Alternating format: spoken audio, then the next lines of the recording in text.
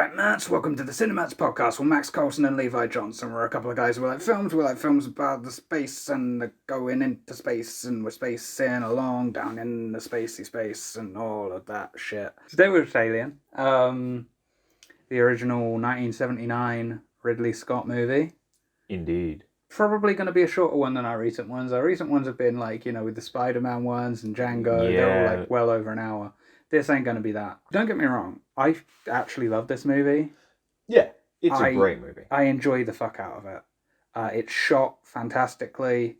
It has just the best production design. Oh man, the sets look so damn good. It's unreal. Yeah. Now, I am going to do a plot rundown, but it's going to be like the most basic shit ever because this isn't going to be like the usual plot rundown where we go into every little bit in detail on this. Yeah, also it's Alien as well. Like, movie's really simple. Like I that's what I like about it as well. It's like, hey, what's the storyline? Guys meets an alien and then the alien starts to kill him. Yeah. Yeah. So basically the plot is there's this ship called the Nostromo. It's floating through space and it's on its way home from and some mining job. They were doing something. Yeah.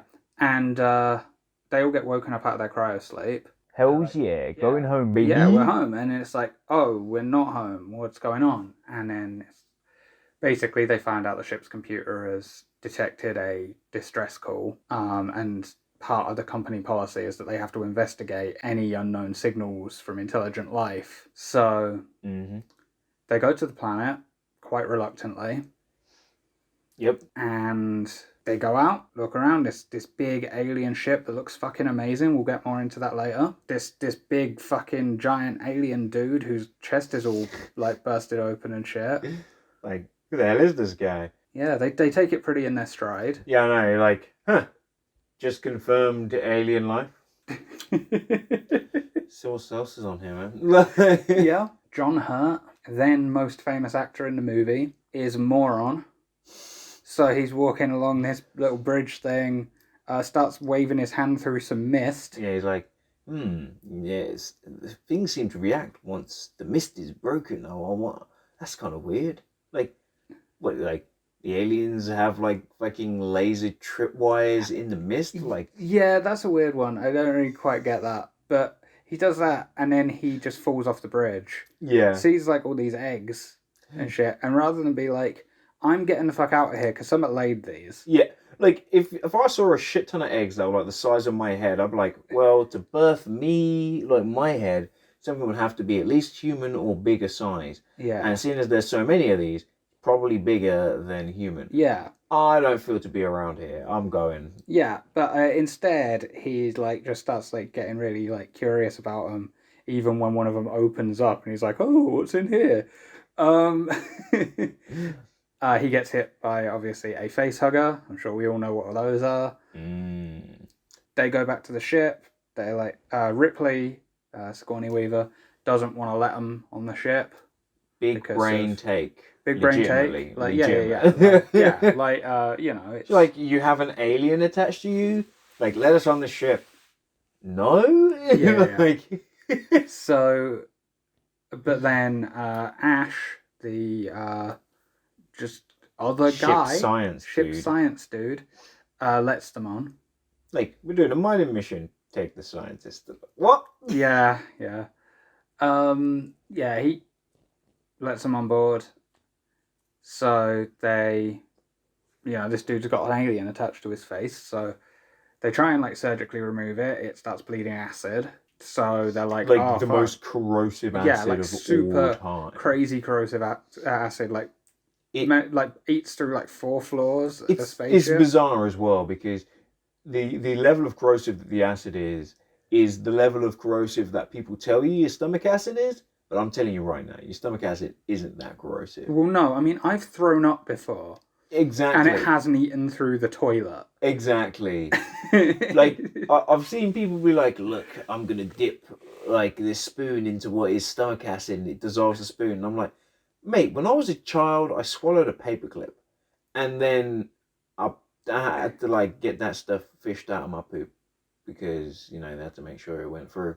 So And I know people who swallow pennies and their parents have to do the exact same thing. I did that with one of my mum's earrings. Kids are stupid. It didn't have to get fished out. I just saw it one day. I couldn't tell anyone I did it. I went for a shit and I just saw it like in the shit. It's like, well, that's getting flushed. You didn't try to fish it out, but like, hey, well, I found your earring. If you're listening to this, you don't listen to these. But if for some reason you've chosen to listen to this one, sorry, your earring that went missing in the 90s, I ate it. I don't know why. At least I was like 2, I think. Well, I'm old enough that I remember it, so I feel like I was probably like 5 or 6, maybe. I still remember it, because I remember I was sat on, I think, my mum's knee, and like I was sucking on a paperclip for a bit. Like, I don't know why. I think we were at like my dad's shop, and then I swallowed it. I just saw it on the side and I hate it. I don't know why. Anyway, yes, so this super corrosive acid bleeds out of it.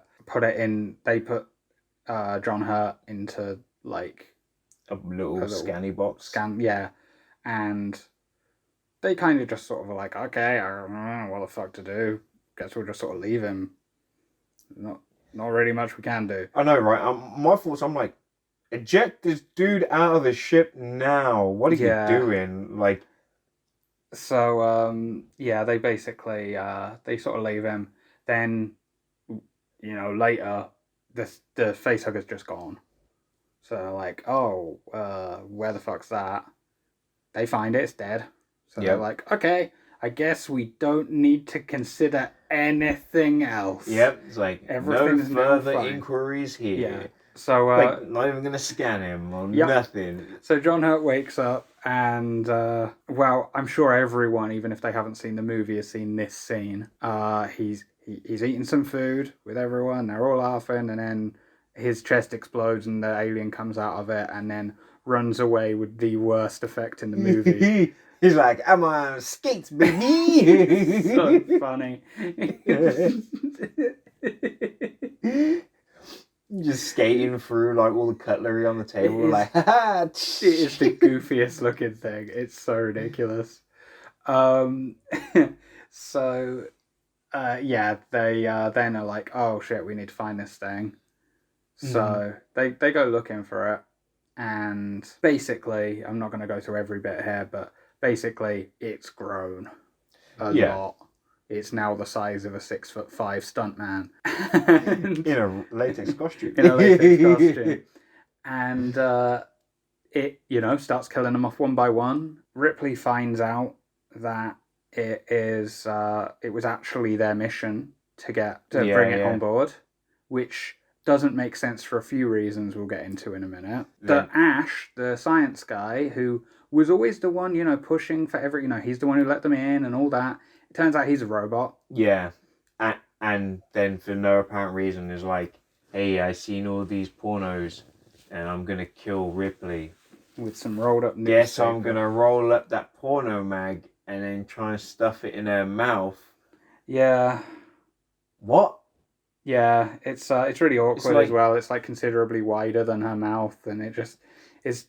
There's some serious jank attached to that scene. Like it just doesn't look right. I honestly, I'm gonna have to go back and like be like, obviously the Alien franchise and like phallic symbolage, because I don't know what they're trying to say in that scene specifically. Yeah, because I'm like, just strangulation would have worked. Look, I think now we've seen Prometheus and Alien Covenant. I think it's worth noting that Ridley Scott often doesn't know what he's saying either. He would just allude to stuff. That's a good point. There was a sequel to Prometheus, wasn't there? Yeah, Alien Covenant. I didn't see nor pay any attention to it. You made the right decision. It's just more Prometheus bullshit, basically. Because I thought like I was like, yeah, this Prometheus is so bad. I just don't want to go through that again. I'm annoyingly invested in this. Although, when they were still talking about making the Aliens sequel that ignored Alien 3 with District 9 dude, Neil Blomkamp. Oh, yeah. I was kind of like, I'm not going to watch that. I don't give a shit. It's not tied to the canon. It's disregarding, like, everything. So I don't give a shit.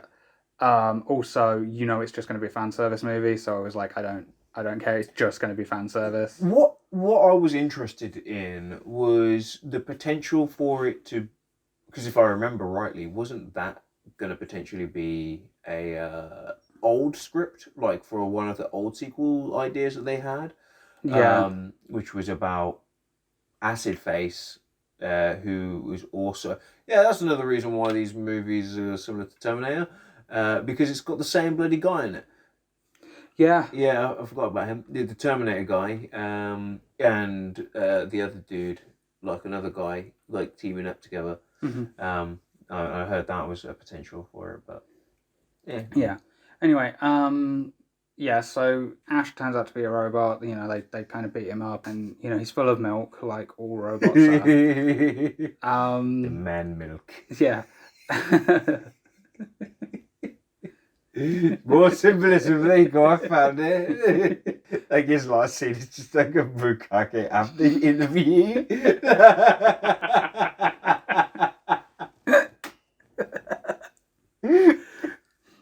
So, Ash also says something stupid in that scene where he's like, I admire its purity. It's not bound by conscience or emotion. It's like, oh, you mean like just all animals that are hunters? Like even humans when they're stalking their prey. Like humans, like when people hunt animals, they're not really considering the morality of that, are they? Like, that's just the food chain.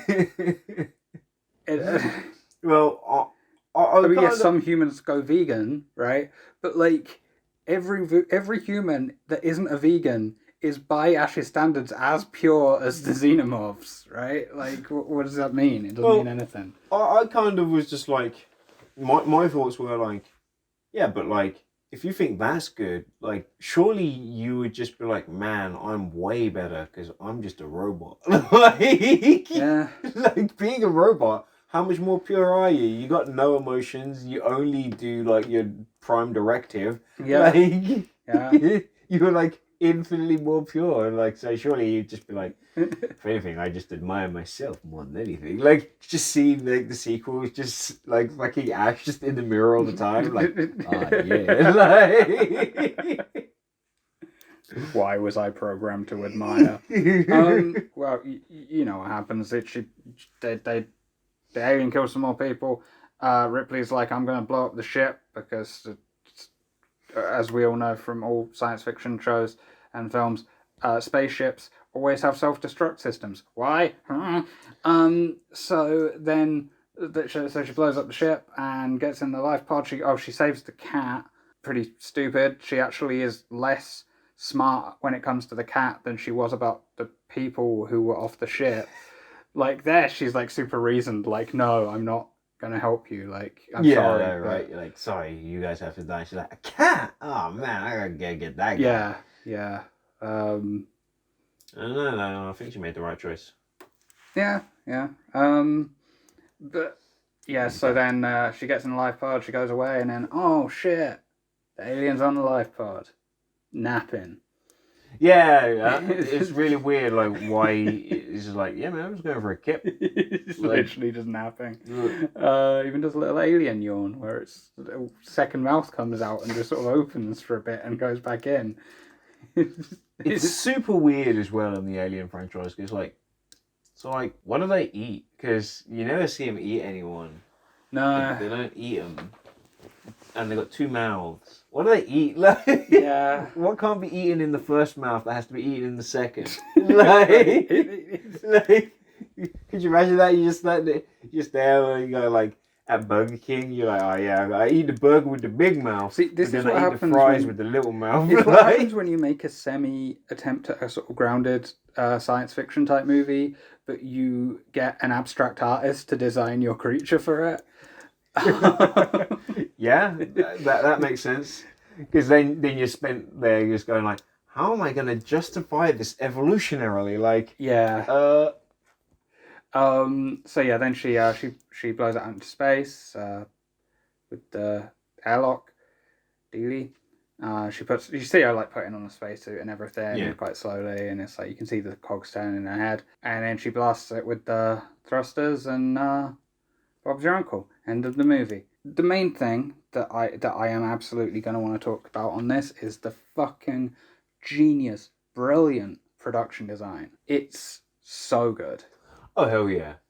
Like every set, like at no point do you even feel like you're on a set. At no point you're like, oh yeah, that's like the false background or whatever. Everything's like they're just in a spaceship. Like, yeah, at all times. Everything on the Nostromo feels functional. It's neither like the over the top kind of I don't know, super sci-fi-y stuff. It's not got any of that. It's not Star Trek-y. I love the what's the phrase that people use it, like retro future or whatever. Like it's or weird. more realistic in a lot of ways because real spacecraft still look like that. Like a lot of, it's all still switches. It's very big, a lot clunky. more analog. Yeah, because that stuff. Well, let's be honest.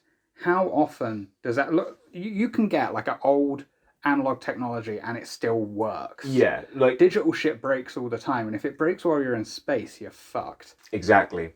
So it absolutely makes sense. It works in tandem with the sound design as well. The sound design in this movie is great, and especially on the Nostromo because it's all the clicking. Yeah, they're so good. Like the it makes me so happy just to hear that sound. It's just like all the transistors and everything. You can just hear all of it. Yeah, it's like it's coming to life. Like when they start turning on like part of the ship and they go down that corridor into the main. I also think on a functional level, showing the Nostromo in that kind of slow way at the beginning is really clever because when they get onto the alien ship later, it sells how alien it is even more because you have a really good frame of reference for what a normal spaceship looks like in this universe now. That's true. Yeah, that's a really true point. I didn't actually even think of that, but that's actually a really good point because like obviously the alien spaceship is like so much more organic, like because it's got like rounded shapes and everything to it, whereas the Nostromo, like you pointed out, everything's a hexagon. Like... Yeah, it's like pure everything. Even the air vents are hexagonal. So you compare that to these. Also, how wide open the alien ship is. Like it's huge, the layout is, which is crazy. Like just again, the set design in this is amazing, and like you can't see the seam on those fucking matte paintings. Like where the matte painting starts and like the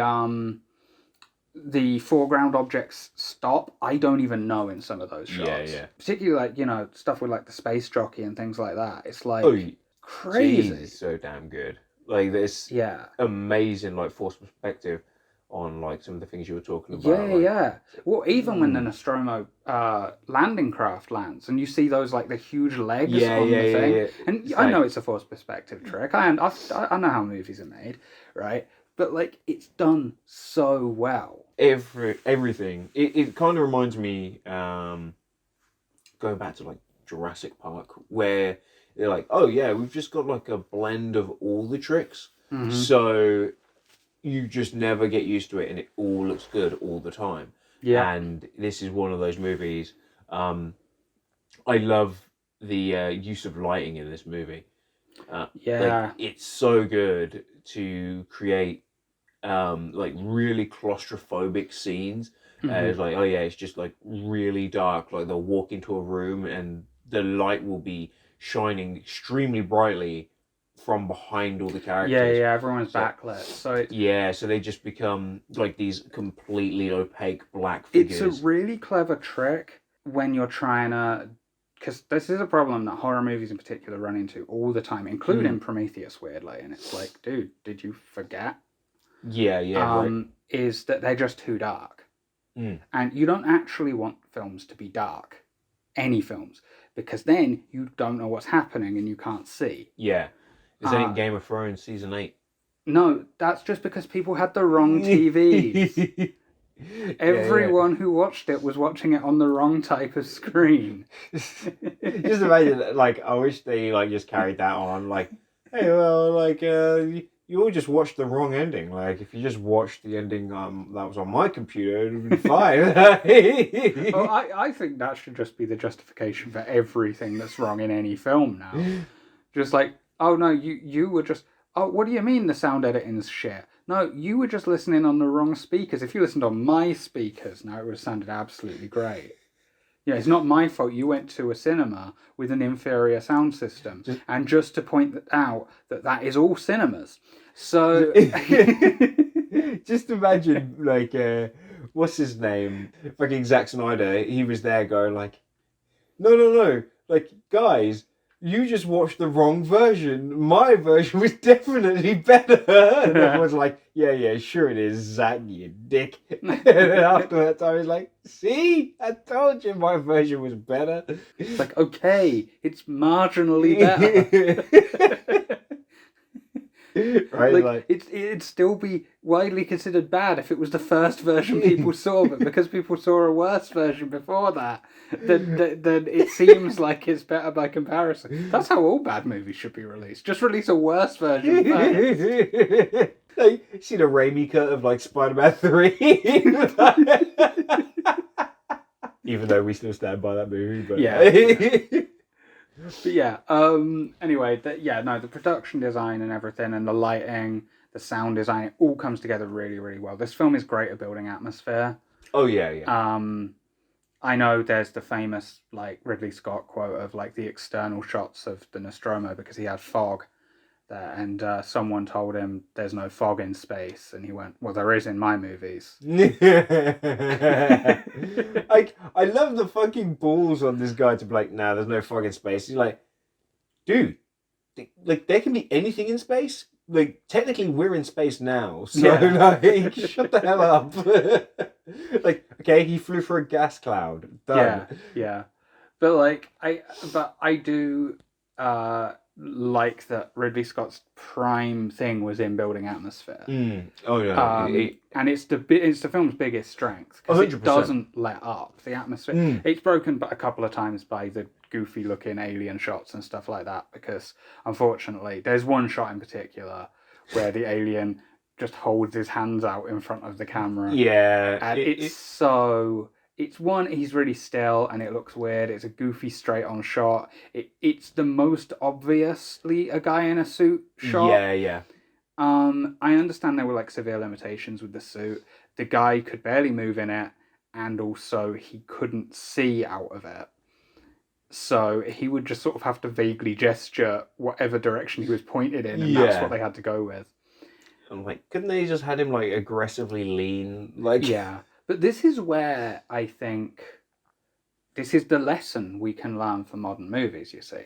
Because overall, I would say this movie is a triumph in practical effects. Oh, absolutely.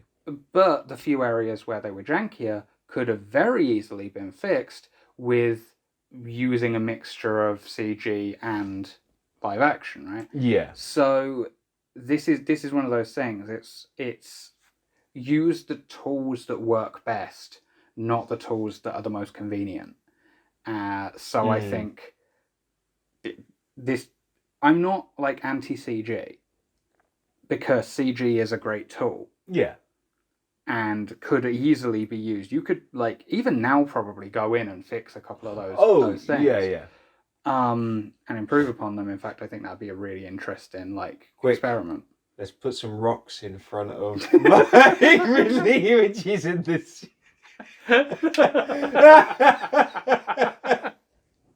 Not like that. Like when they're in the room just eating this, just like a random guy comes in and sings like a song, like for no reason. George Lucas edit of Alien. Like, who shot first? Like the alien or like the fucking dude in the flamethrower. The flame comes out of the alien, and his head just awkwardly like shifts to the dodges side. the thing.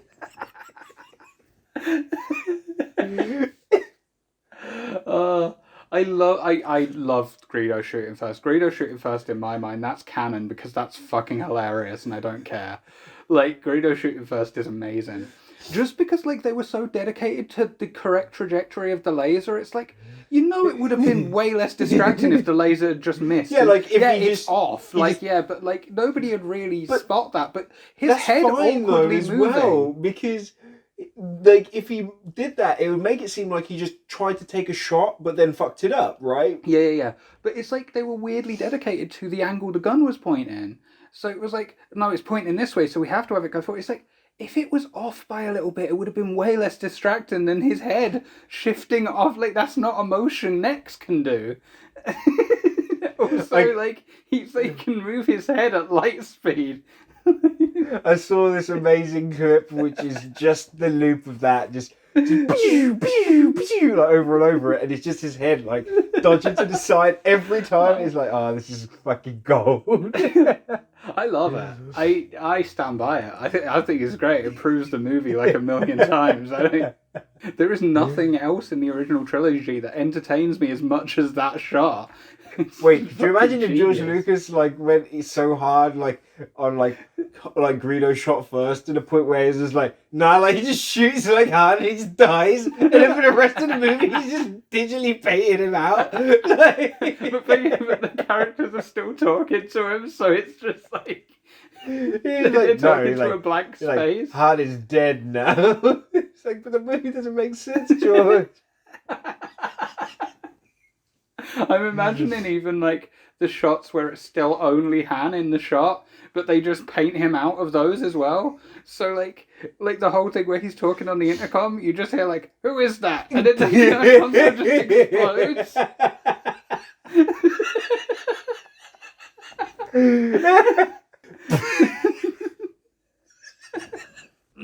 Okay, so Alien, back to Alien. Yeah, oh man, do I have much more to talk about? This is the thing, I said this would be like a short thing. Okay, Ripley. Could we talk about Ripley? I was actually totally gonna go on to Ripley, actually. Yeah. I love the fact that the movie opens up, and I think our first shot with Ripley, even in it, is just a random one where she's not even looking at the camera. She's just like, just an extra almost in the thing. You're like, it's the most sneak main character.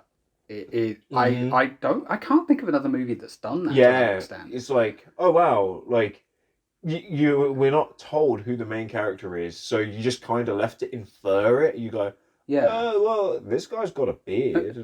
Hostel attempted to do that, but completely fucked it up.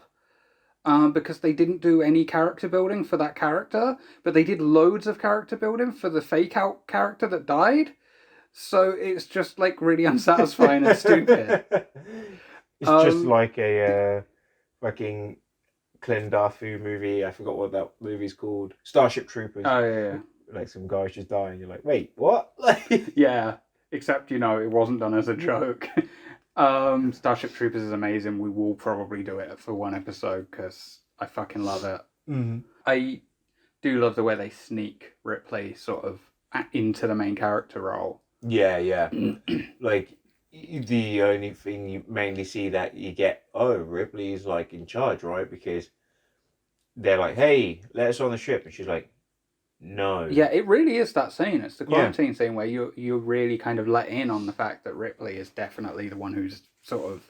Yeah, you're like, oh, okay, this person knows what's going on. Like, she could also be in charge because she knows stuff. She makes some logical decisions. It's all good. And then fucking Ash ruined everything. Yeah, well, it's like how Ash almost seems like he might even be the main character at first. When you're first shown, he's the one who gets the most attention. He's the first character you see.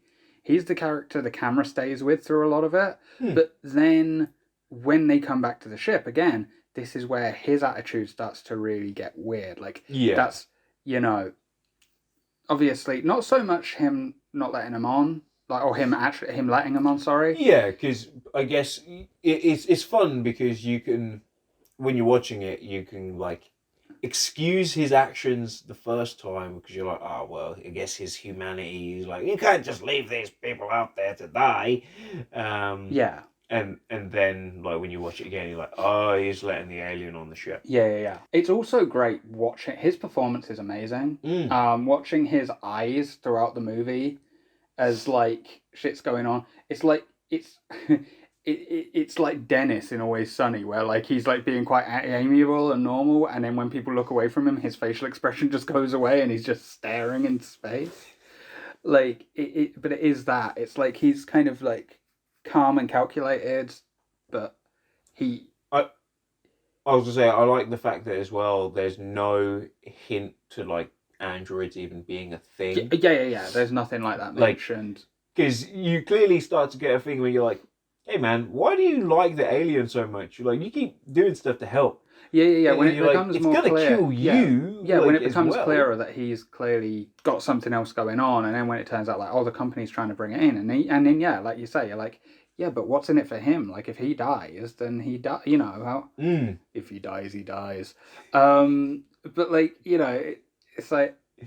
What's in this for him? And then it's like, yeah, she hits him, and you just see that trickle of milk down his forehead, which isn't really a sign that he's a robot, because that's not a thing.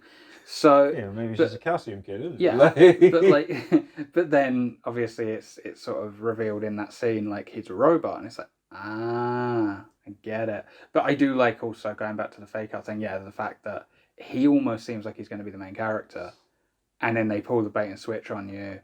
But they don't, even with the bait and switch, it's not super clear that Ripley's going to be like proper leader yet. Yeah.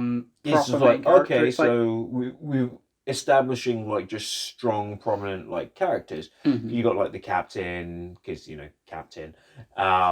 Then you got Ripley. You're like, okay, like got these two. What was it? You had dude who went down the hole because obviously he was the biggest actor at the time. Yeah. So you're like, okay, maybe it's one of these guys. Like, yeah, bam. Definitely not Harry Dean Stanton's character or the black guy. The two engineers. Like, clearly neither of them were going to be the main character, but yeah. Although they're pretty okay fleshed out, and they have distinct characters from one another as well, which is rare for a movie like that. Like, often when you'll have two characters that spend all their time together, they rarely have super separate personalities. They really, really do. Like the black guy, he's more just like, I just want to get paid. Like, I just want to get paid. I want to get paid and go home, and I don't want to be here. Mm-hmm. And I'm just kind of pissed off about this whole situation.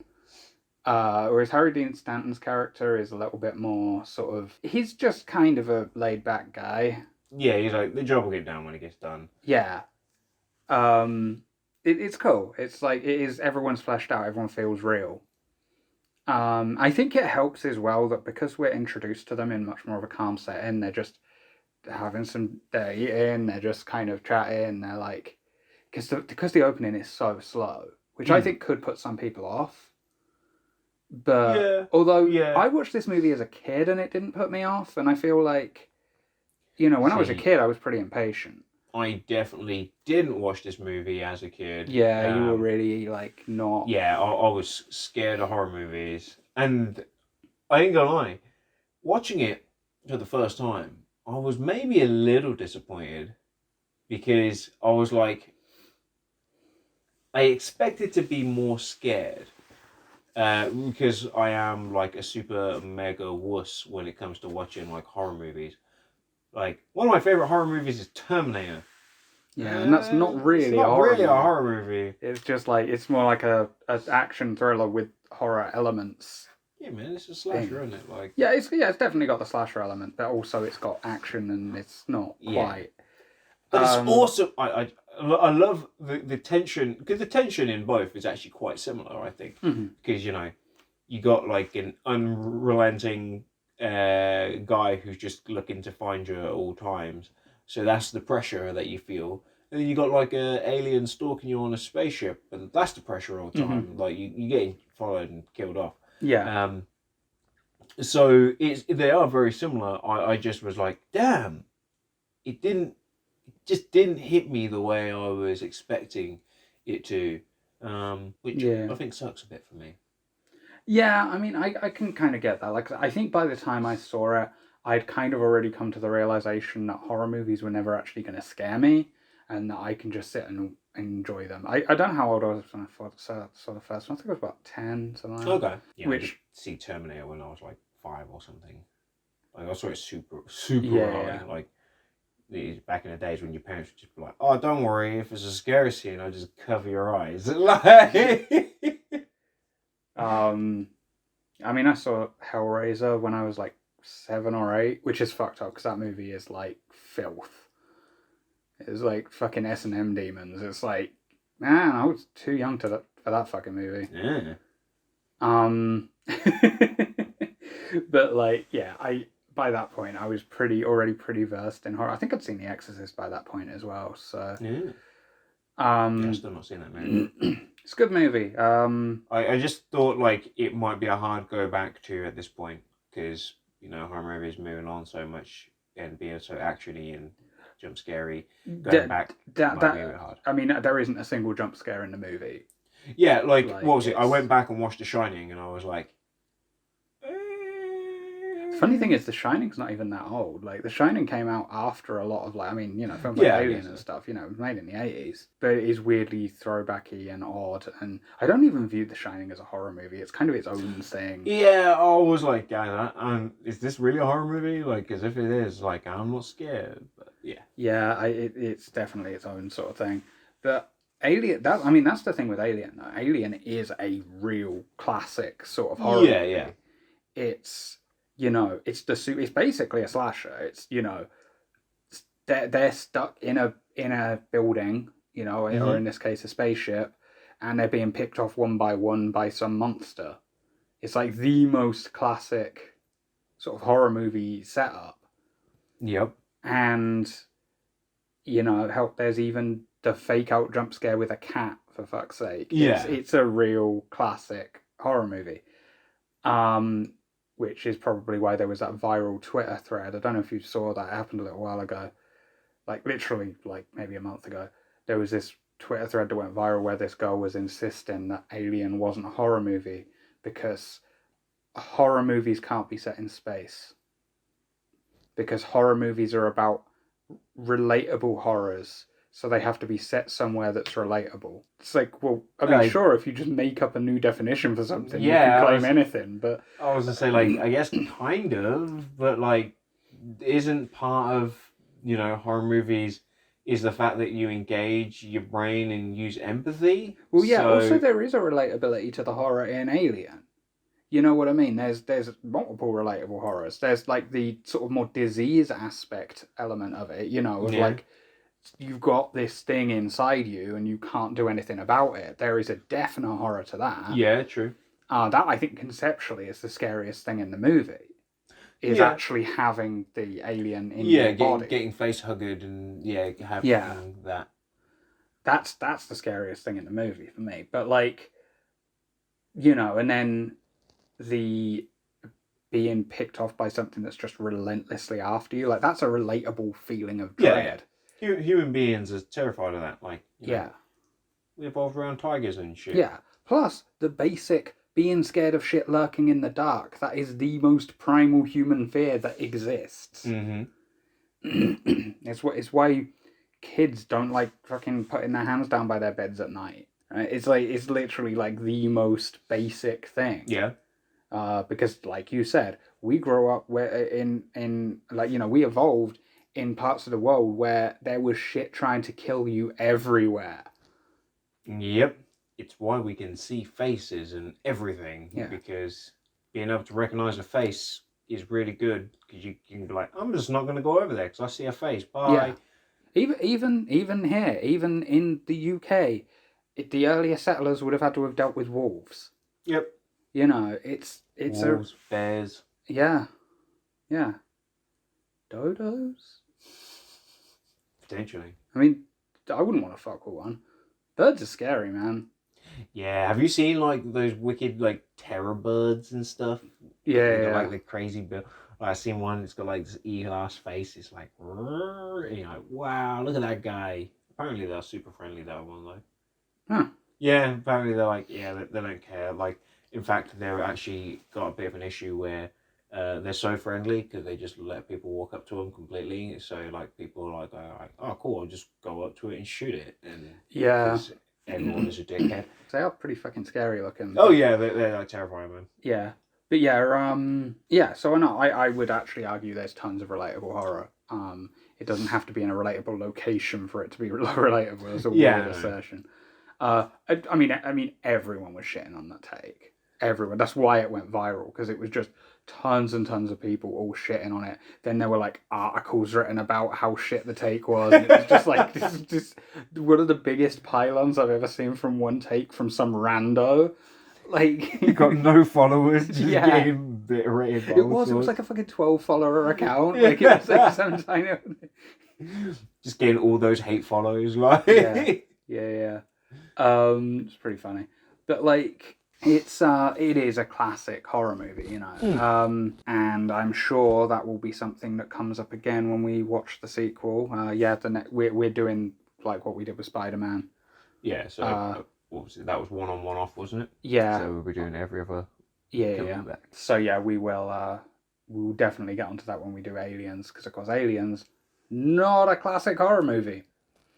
Not a horror movie. But it is a classic movie. Yeah. I mean, I can't really argue with that because it's got huge amounts of influence and everything, but I'm not a fan. And this is the weird one where I was like, yeah, man, so Alien is definitely going to be my favorite one. And then I'm like, so Aliens is like my favorite one? Which is so weird. Yeah, because... see, I mean, Alien isn't my favorite one, because I have the second most unpopular take, which is that Alien 3 is my favorite one. Okay, like, I don't dislike Alien 3. Yeah. I think Alien 3 is pretty good. A lot of people disagree with you. It is not a popular movie. But I think those people are all just salty because Newt died. Like, yeah, also because it wasn't like Aliens. I think that was a bigger one, is it wasn't like Aliens. People had seen Aliens and they were like, oh, we're going to get more Space Marines and shoot in. No. You mean like the real reason why people didn't like Rocky 5 is because Rocky isn't rich anymore? Yeah. That's the only reason people don't like Rocky 5. Fight me. What are you talking about? His son's too old. It doesn't make sense. I mean, his son is too old. And it doesn't really make sense. Yeah, his son's too old in like that movie and Rocky 4. So like, because he grows a lot older in Rocky 4. Yeah. That's for when we start doing the Rocky films. That'll be a long series. Yeah, I know. Especially because we'll probably have to go into Creed. So. Yeah, I'm like, there's 8 movies. Yeah. I'm just gonna throw it out there. Like, the Rocky franchise is the best long running canonical franchise. Like, 8 movies, all of them good. Yeah. Like, and you know, that's saying something, because Rocky 4 is pretty bad.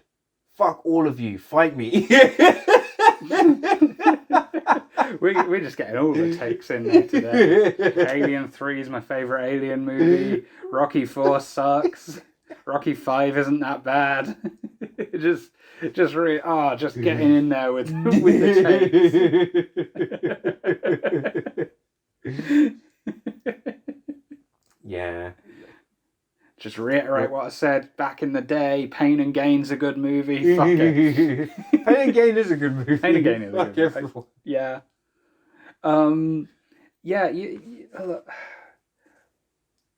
Look, I mean, we'll get into that a lot more when we do Alien 3. I've probably most to say about Alien 3. I've probably got more to say about Alien, in all honesty. Because as a sequel, it's very interesting. Going back to Ripley, I have one thing to say. I remember us having a conversation about this ages back, where you pointed out something where you were like, Ripley isn't really like an archetypically female character. And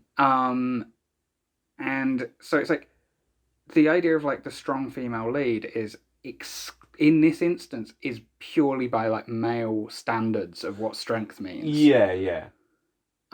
It's an interesting thing. I mean, I do think Ripley is a really good character. Yeah. Through and through. But it is an interesting thing because it is that I guess based on the type of story it is, it kind of has to be that way, right?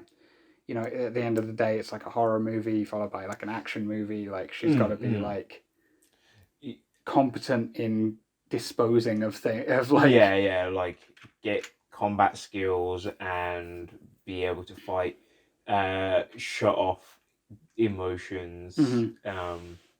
Like just going into like the stereotypical like male, like emotional or like active Asian tropes and whatnot. It's an interesting thing, that because it really did get me thinking a lot on writing female characters who can be strong and effective but still able to maintain femininity. Watch Coffee. You're not wrong. Like because like I think the only thing that we're really allowed to gain from Ripley that allows her to still keep her femininity is at the end of the movie she's in like, you know, pants and a tank top. Like that's kind of it really. Otherwise you could, if you wanted to, like gender swap like the casting really, like if you totally could. You absolutely could have had Ripley be a man and changed literally no element of the script. Which I'm not saying is good or bad. It's just an interesting. It's just that, it's very unusual. It's a bit like Will Smith in Independence Day. Like, you know, like you could change him to a white guy if you wanted to, or you can have him be like Will Smith. Like the script isn't written with that thing in mind. In fact, it wouldn't surprise me if I found out like that the film had originally been written for a male lead. I don't know that that's the case. I don't think it was, but it could have been, and it wouldn't surprise me. Like I guess the closest thing to Ripley being allowed to have any female traits is probably saving the cat. Yeah, but that's stupid. Like it doesn't help in any way, which is really dumb because I do feel that the cat clearly is established to be able to be like an alien detector. So if I don't know, she's like, I've got to save the cat, or you can't leave the cat behind because it's not right, or something. I don't know, like maybe it's just part of her character, but then like it pays off in some way. It would be nice, but you know. Yeah, this movie isn't the most solid in terms of like planting and payoff and things like that. There's not a huge amount. Everything's very direct. Which is fine because it's not really it's not a necessity to making the film good. Yeah, but it's not really built around things like that. There's not much that's like, you know, that you're shown early on that is then used later. It's kind of, you know, even things like, you know, the flamethrowers, they're just sort of established when like when they at happen. point of thinking, like, can you rig like a flamethrower? Yeah, I can. Yeah, it's not like in like the flamethrower in like The Thing where it's like it's established early on, and then, you know, it's not a Chekhov's gun. It's just like, okay, we need this in the script now, so we're going to put it in the script now. That's fine, because at no point does it feel contrived. But it's and like I say, planting and payoff isn't always a super necessary thing. It's cool when it happens, but it's not vital. That's kind of that's something I think is that you can listen. I'm going to shoot myself in the foot by saying this, but you can listen to critics too much. Yeah. We're not critics. We're just rambly guys. We're rambly guys. Yeah. We're not critics. We are not critics. I used to write articles. Yeah. Also, critics, like you're saying, are overrated. Like, I don't know, man. Like, I've seen some pretty trash takes from Roger Ebert. Like, oh yeah. I'm like Roger Ebert is like the definitive critic if you're gonna go to critics, right? And like sometimes, like, so like it is a super aside. I watched the movie Panther over the weekend just because like, I was like, yeah, I like this movie, and like I watched it with my girlfriend. Yeah. So I was like, let me just like That's Mario Van Peebles, isn't it? I don't know. I think it is. I'm not sure. But I was like, yeah, let's just check it out. I like this movie, and I went. I don't know why. I googled it afterwards. I think I was maybe looking for someone or something in the movie. I think I was looking for who the dude who played Huey was, because I was like, he's the guy from like The Matrix. Yeah, like I saw that like Rotten Tomatoes giving it like a 25, to which I was like, we know who reviewed that, like, right? Yeah. To which I saw Roger Ebert was on there. I was like, Roger Ebert? And then like Roger Ebert's little quote thing, I didn't read his full review, was like, there's an interesting story about the Panthers to be told. This isn't it. I'm like, are you kidding me? Like, this thing gives like a really good like overall like coverage story, like, and it's quite interesting. Like, audience response is like 75% popular. Right, I think this is a pretty terrible take. Yeah. It's like his famous takedown of the slasher sort of genre of like I think it was like one of the Friday the 13th movies. He was like, these movies are just for people who want to see women get abused and tortured. Okay, and wow. and the message of these movies is that it doesn't matter what's going to happen, what happens in your life, or it doesn't matter what you've got, what your plans are, because you're just going to die anyway, and it's disgusting, and there's no positivity in it. It's I like, ain't gonna lie, that just sounds like Roger was totally like, what have I done with my life? I'm a fucking film critic. I tried to make a Sex Pistols movie once, and they used a film student instead. And then just to fuck with me, they used the title of my movie as a joke movie within their film. What? Yeah, it genuinely happened. Tried to write a movie about the Sex Pistols called Who Killed Bambi, and then in the Great Rock and Roll Swindle, Steve Jones goes to see a movie called Who Killed Bambi. Yeah. But yeah, you can listen to critics too much. That's what I was saying. Critics will tell you that certain techniques or certain types of storytelling are inherently superior. It's not really how it works. Yeah, no. Movies have to be kind of taken on an individual basis, because what works for one movie wouldn't necessarily benefit another movie. Yep.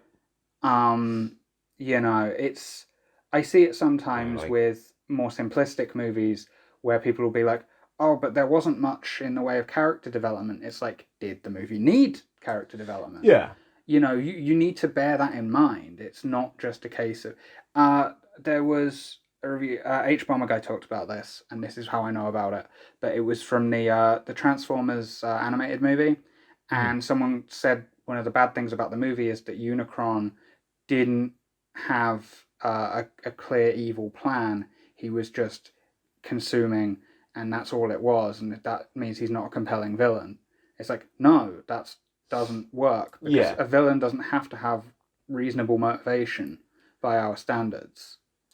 Exactly. Sometimes the villain is just capitalism. Just the most... That's this whole franchise, Yeah, I guess actually. It actually links in perfect. I was just doing a thing. Yeah, but no, this movie, the Alien franchise, might be the most slyly anti-capitalist film franchise out there. Yeah, like the crew is expendable, man. The crew is expendable. The whole franchise, the real villain is a private military contractor. Yeah. Of all three good movies, I can't remember if Alien 4 was... Alien 4 is trash. Alien 4 is trash. But Ripley plays basketball real good because of her alien powers. We've got to watch that one. It's so bad. It's so bad. Why? Oh my god, it's awful. Like, genuinely, the first Alien vs. Predator movie was way better. Like, I like that movie. Fuck everyone. Alien vs. Predator 2 was better than Alien Resurrection. I don't think I saw Alien vs. Predator 2. It's trash. It's terrible. You can barely see what's going on. It fucking sucks. It's not a good movie. Alien vs. Predator 1 isn't a good movie. It's better than fucking Alien Resurrection. Alien Resurrection is trash, and we will have to watch it because it is part of this franchise. Yeah. We're not watching the Alien vs. Predator movies, though, because fuck that. They're not even fucking canon. They can't even be canon. Like, Mate, it doesn't even make sense. It's a separate continuity. Yeah, but it has to be a separate continuity from Alien 3, because the guy that designed Bishop is... that Bishop is based on is in Alien 3, but then Charles Bishop Whalen, played by the guy who played Bishop, is in... It's a separate continuity. It's not part of the same storyline. It's fine. Now you're making me think we need to watch the AVP movies. Yeah, of course, at some point. I don't think we... We'll watch Aliens, then we'll watch the Predators. I don't think we should do them all as like one mega like marathon thing. Yeah, we'll watch the first that'd 3. Be insane. We'll watch the first 4. Watch the 4 Alien movies. Yeah. Because like if we were gonna do that, then we'd also have to get into Prometheus and all that other shit. I don't want to do that. That's way too much. I really don't want to do that. At least Alien Resurrection is short. Anyway, I guess we're pretty much done. We've been deviating a lot. So, in conclusion, I know we didn't have much to say, but it's just because, look, we're doing this one because you kind of have to, because we're doing all of them. Yeah, and everything that's good about this movie has been said, and you've heard it. Like, what are we going to say? Like, this is a really good movie, man. They did all the good things, set up a lot of cinema tropes. Yeah. Look, the main thing that you need to take away from this movie, and by you, I mean those of you who are industry insiders who I know love and respect our podcast, go back to using practical effects and real sets. Fuck this just having like 2/3 of a set and have the rest be green screen bullshit. Yeah. Just make a set, because look at how good the sets in this movie are. Exactly. Like, come on, fucking Hollywood. Just pony up the cash. Proportionately speaking, this was made for a fraction of the budget of most Hollywood movies now. It was made for, I think, like 10 million at the time, which by today's standards would be, 50 mil? That's nothing in current Hollywood terms. I wish I had 10 mil. Even in today's terms. I could make 10 great movies. No, I'm joking. 20. Go to the Patreon now.